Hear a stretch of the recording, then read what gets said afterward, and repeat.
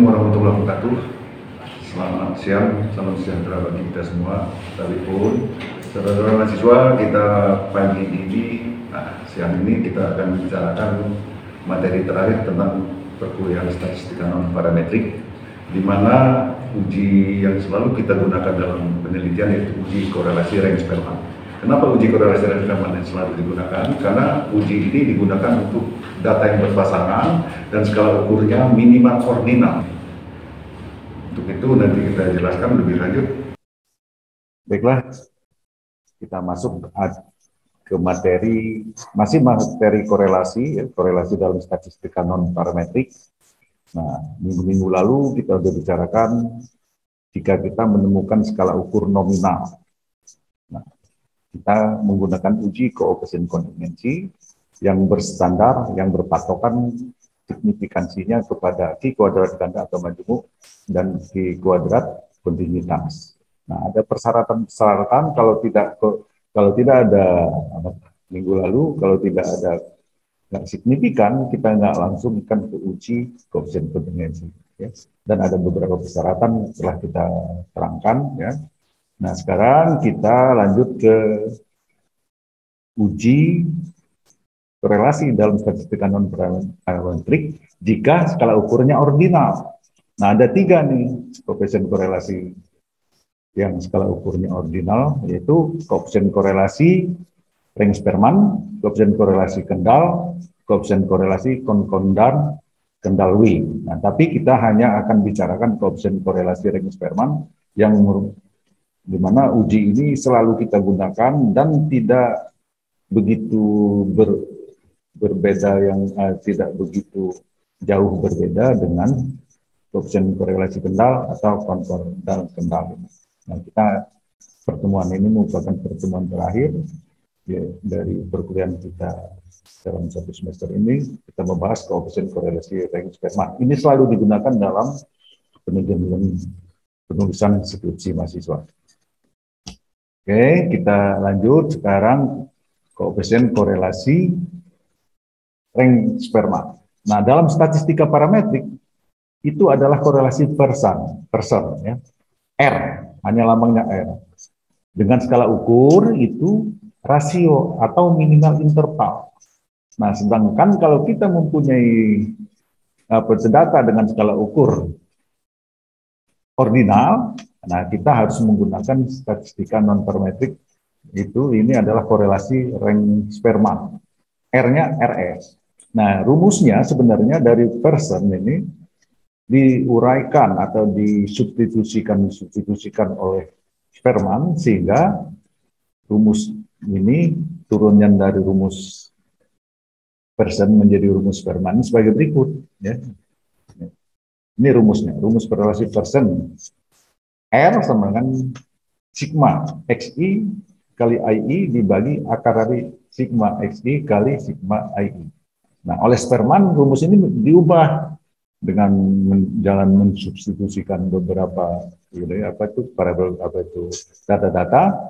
Nah, jadi RS sama dengan 1 min 6 kali sigma DI kuadrat dibagi N pangkat 3 dikurang N. Nah, DI ini adalah XI min II.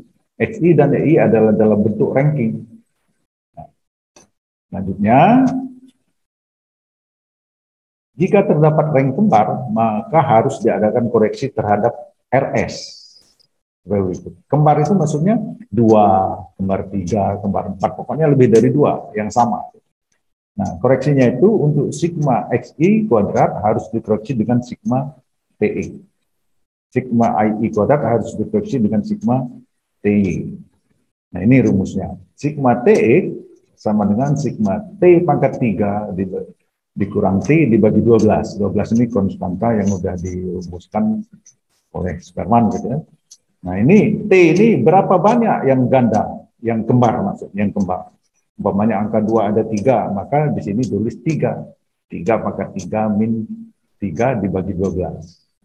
Atau kembarnya itu umpamanya yang 2-nya ada 3, yang 3-nya ada 4 gitu. Jadi 2 pangkat 3 dikurang 2 dibagi 12 ditambah 3 pangkat 3 dikurang 3 bagi 12. Nah, itu sigma TI. Begitu juga sigma TI, sama ya. Nah, ini kalau selanjutnya kita mencari juga sigma XI kuadrat. Nah, ini N pangkat 3 dikurang N dibagi 12 kali sigma TX tadi yang kita cari di atas tadi. Nah, yang di atas tadi ya. Sigma TX, sigma TN ya. Nah, rumusnya ya. Ini untuk rumus kalau ring kembar tadi, ya, rumusnya menjadi ini. RS sama dengan sigma SI kuadrat tambah sigma I kuadrat dikurang sigma DI kuadrat dibagi 2 kali sigma SI kuadrat dikali sigma II kuadrat. Nah, rumusnya. Prosedur mengerjakan soal ini sebagaimana biasa, kalau kita mengadakan uji statistika, yang diuji itu hipotesis. Oleh sebab itu, setiap mengerjakan soal harus dimulai dengan penulisan hipotesis.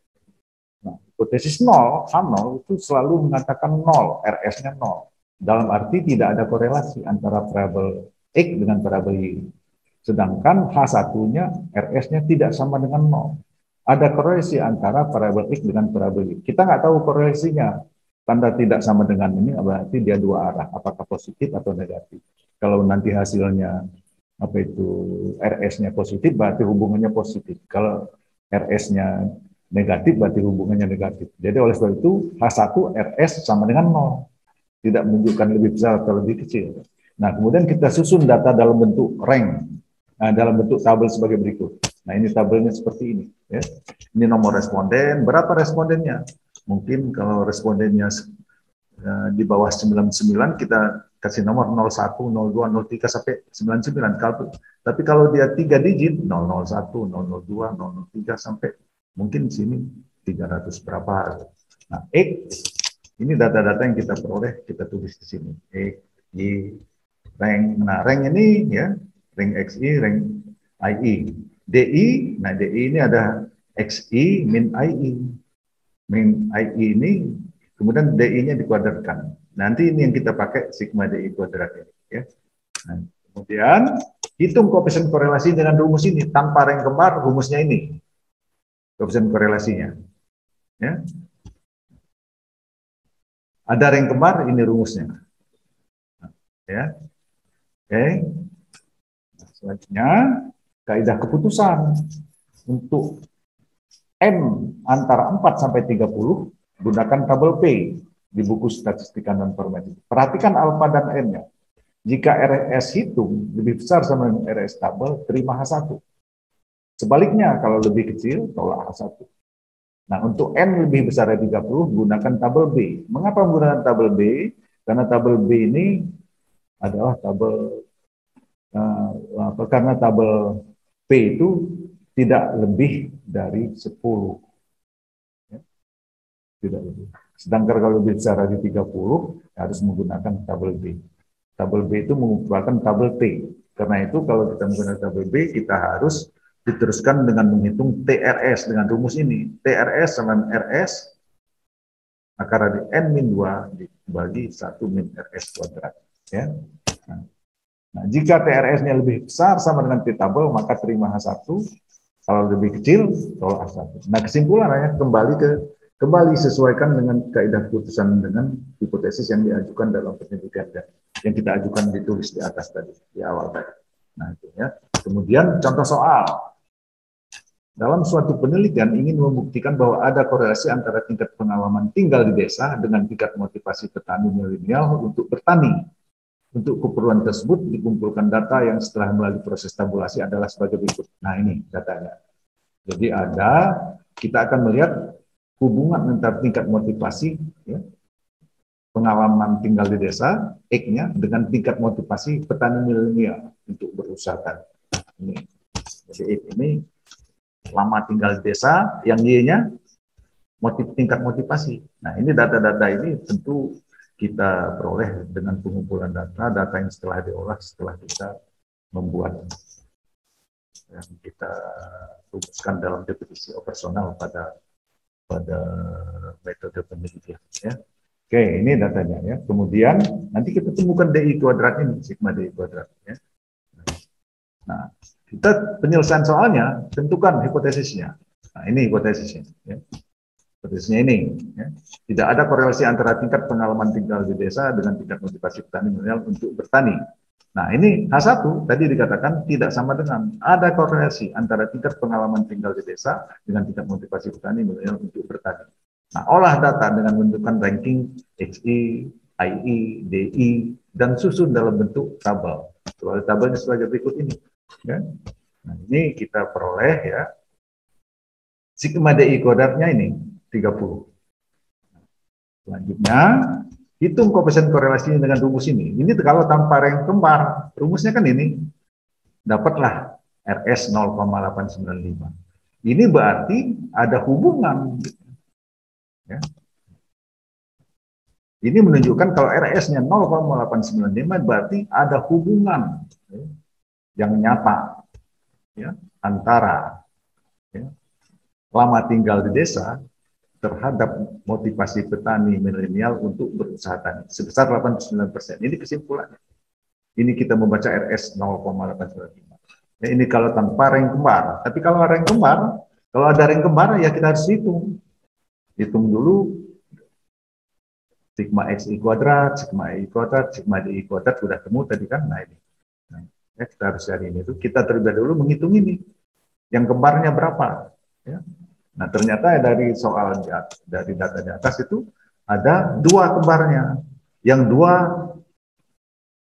ada 2, yang 3 ada 3. Gitu. Nah, ini ya. Ini ya. Sehingga dapatkan sigma TX sama 2,5. Sigma I-nya juga ada kembar juga, banyak kembarnya. Ya. Kembar 2, kembar 2, kembar 3, kembar 2 itu ya. Ada kembar-kembarnya ya. Nah, 2, 3, 2. Nah, ini sigma TI-nya 3,5. Nah, karena ini tadi bisa dikerjakan. Tapi soal ini karena ada ring kembar ya, harus dikerjakan seperti ini. Kalau tanpa ring kembar, ini mengerjakan. Nah, ini kalau ada ring kembar berarti ini. Oleh sebab itu karena ada ring kembar, ini yang benar cara mengerjakan. Nah, lalu kita cari sigma I-nya berapa? Sigma I-nya berapa? Ini dapat 140,5 dan 139,5. Kemudian lanjutkan dengan RS. Ya. RS-nya berapa ini? Nah, temulah ini betul ya. PRS-nya ya.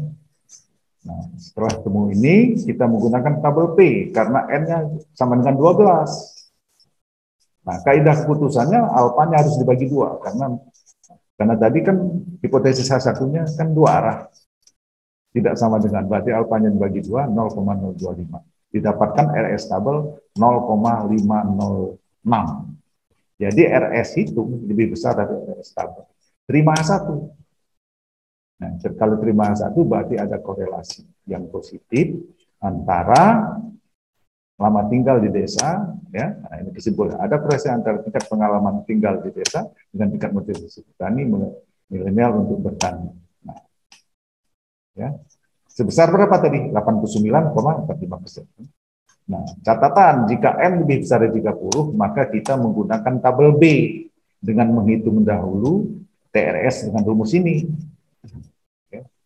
Oke, itulah kira-kira ya untuk uji korelasi Riemann-Stieltmann. Nanti kita selesai korelasi di dalam spesifika non-korelatif. Harap diperhatikan kalau kita menganalisis data, lihat dulu skala ukurnya. Ya. Harusnya kalau nominal apa itu korelasi, uji korelasi yang mana, kalau ordinal uji korelasi yang mana. Demikian pembahasan kita tentang uji korelasi Riemann, di mana minggu depan kita akan ujian akhir semester atau UAS. Nah, sebelum itu nanti contoh-contoh soal akan kita bahas dulu dalam responsi.